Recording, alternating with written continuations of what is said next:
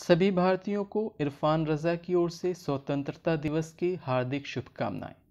दोस्तों, आज पूरा देश 74वां स्वतंत्रता दिवस मना रहा है।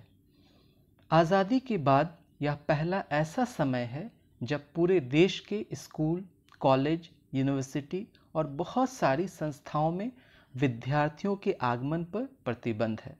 ऐसा क्यों है, हम सभी भली भांति जानते हैं।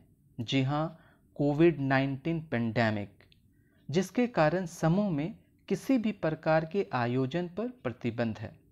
इस कारणवश प्रत्येक भारतीय अपने घरों में रहकर इस शुभ अवसर पर अपने देश प्रेम को प्रकट कर रहा है। लेकिन दोस्तों, इस कोविड-19 पेंडेमिक ने भले ही हमें समूह में स्वतंत्रता दिवस मनाने से रोका है, परंतु हमारे उत्साह और देश प्रेम पर किसी भी प्रकार का अंकुश लगाने में असमर्थ है। आज सभी देशवासी पूरे उत्साह के साथ, देश प्रेम के साथ उन शहीदों को नमन कर रहे हैं जिन्होंने हंसते हंसते देश के खातिर अपनी जान निछावर कर दी। दोस्तों, आज हम स्वतंत्रता दिवस के अवसर पर स्वतंत्रता दिवस से ही जुड़ी कुछ रोचक तथ्यों को जानने की कोशिश करेंगे। दोस्तों, क्या आप जानते हैं कि 15 अगस्त भारत की आज़ादी के लिए ही क्यों चुना गया? इसका कारण यह है कि लॉर्ड माउंटबेटन, जो कि अंतिम वायसराय और पहले गवर्नर जनरल थे, उन्होंने ही 15 अगस्त का दिन भारत को स्वतंत्र करने के लिए चुना, क्योंकि ब्रिटिश पार्लियामेंट ने उनको यह अधिकार सौंपा था कि वह भारत को स्वयं शासन करने की सारी शक्तियां जून 1948 को सौंप दें।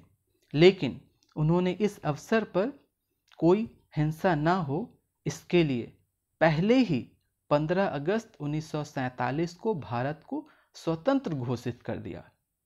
दूसरा तथ्य, दोस्तों, क्या आप जानते हैं कि विश्व में 5 और ऐसे कौन से देश हैं जहां 15 अगस्त को ही आज़ादी का जश्न मनाया जाता है? वह 5 देश है बहरीन, दूसरा नॉर्थ कोरिया, तीसरा साउथ कोरिया, चौथा रिपब्लिक ऑफ कॉन्गो एंड पांचवा लिंकटनस्टाइन। लिंकटनस्टाइन यूरोप का एक छोटा सा देश है।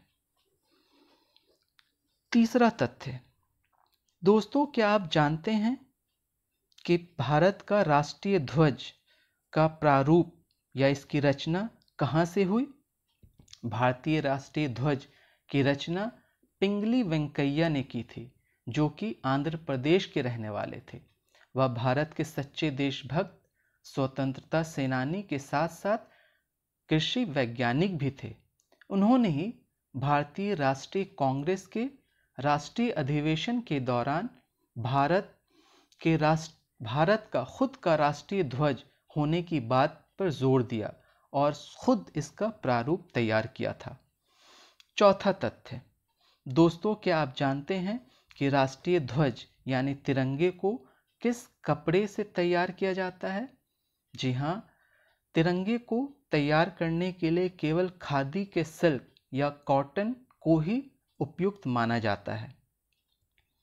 और अंत में दोस्तों, क्या आप जानते हैं कि 26 जनवरी 2002 से पहले भारत के नागरिक केवल 15 अगस्त और 26 जनवरी को ही झंडा फहराया करते थे या उनको झंडा फहराने की इजाज़त थी, परंतु भारत सरकार ने फ्लैग कोड में संशोधन कर भारत के सभी नागरिकों को किसी भी दिन राष्ट्रध्वज फहराने का अधिकार दे दिया, बशर्ते राष्ट्रध्वज फहराने के क्रम में राष्ट्रध्वज की प्रतिष्ठा, गरिमा बरकरार रखनी है और किसी भी स्थिति में इसका अपमान नहीं होने देना है।